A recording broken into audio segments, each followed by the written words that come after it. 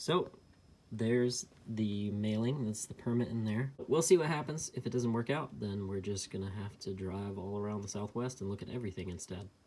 So, not too bad.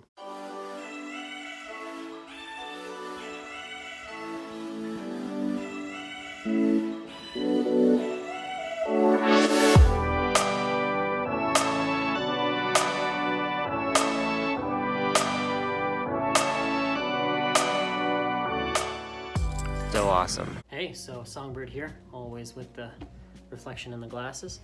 I am working on getting the permits now for the Zion Wilderness. So, with the Grand Canyon permit, I had to guess where we're gonna be. I couldn't find maps, at least not very easily.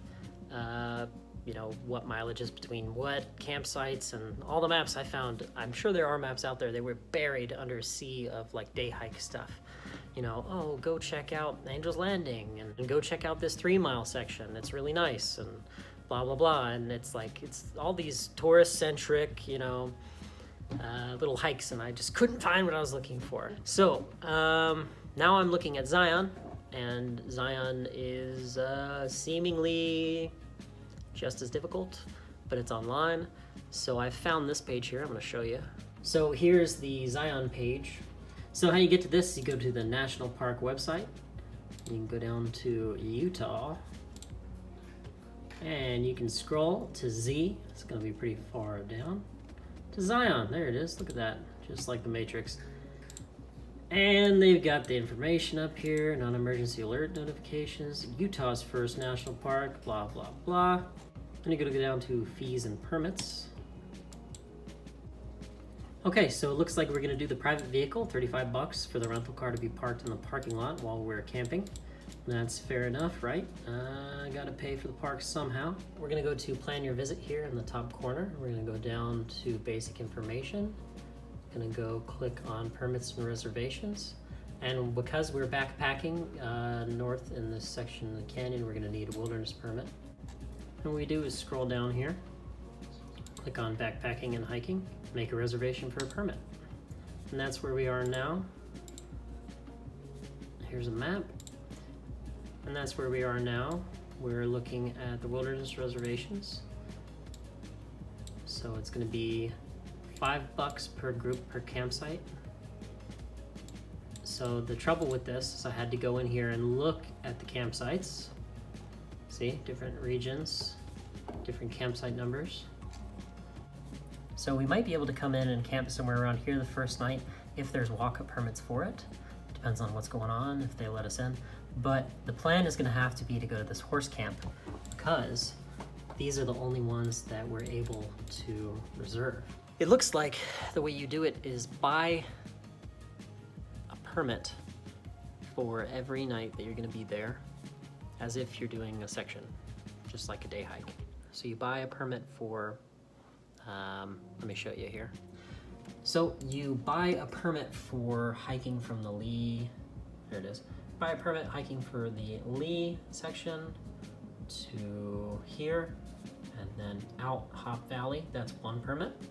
And then the next day, you have to buy a whole separate, go in and do it all over again, buy a permit for the next section, and so forth. So I don't know what those are yet, but it looks like this is gonna be our first day to here, and then out to here, and then we'll start the next day from here on like the 3rd, and then go to maybe this area here and stay at a non-designated campsite. It's first come, first serve.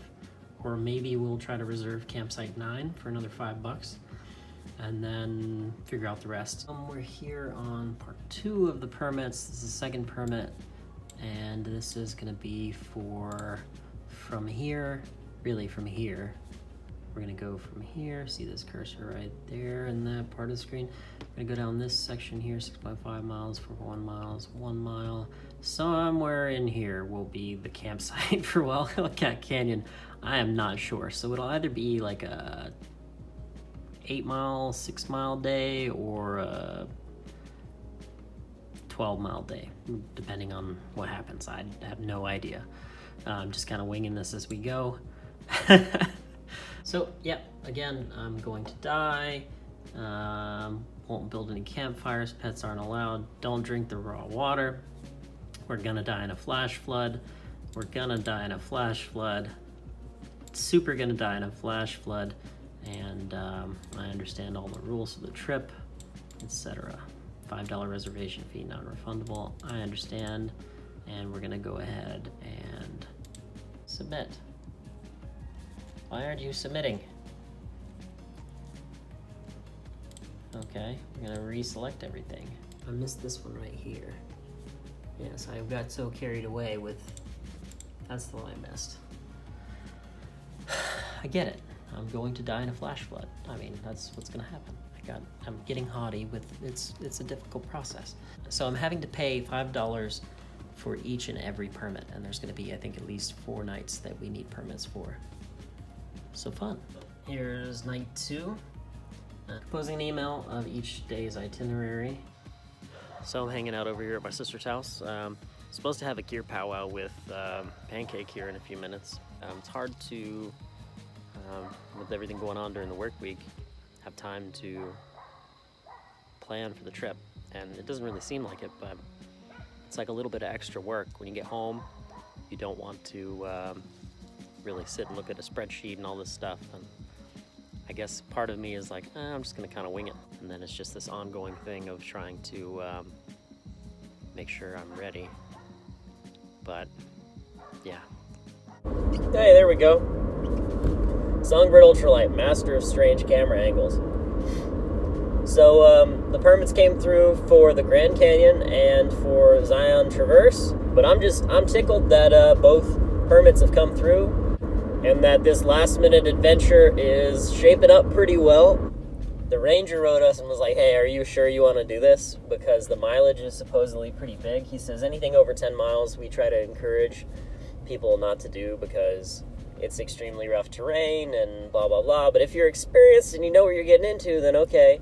Well, I don't know if he's just saying like, oh, it's 12 miles, it's going to be really hard, and thinking we're just like not understanding what a 10, 12 mile day is.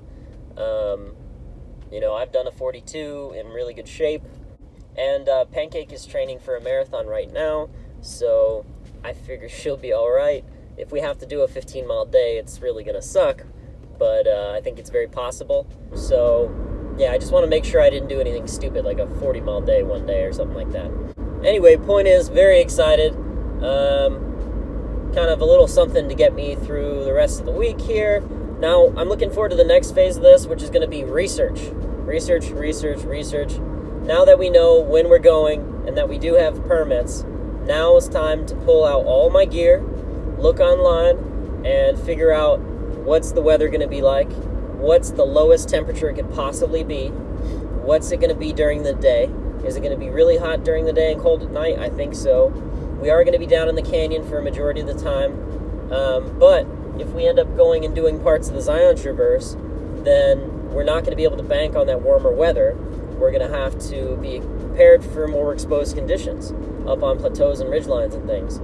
So basically, we're going to have to pack for absolutely anything that could happen in the Southwest. We're going to have to look at the weather coming up, the long-term forecast for actual weather events, like not just temperature, like rain and freezing fog, and forecast for flash flooding and all kinds of stuff like that. I've really been thinking about getting a Houdini, a Patagonia Houdini, for a long time, or a similar lightweight windbreaker, wind shirt type garment to help round out my kit. I've really been missing something like that for, you know, ridge lines and early morning starts. I've been wearing my rain gear when it's cold, or I've been wearing like additional layers, like a puffy jacket or something like that until it gets too hot when I'm hiking in the morning.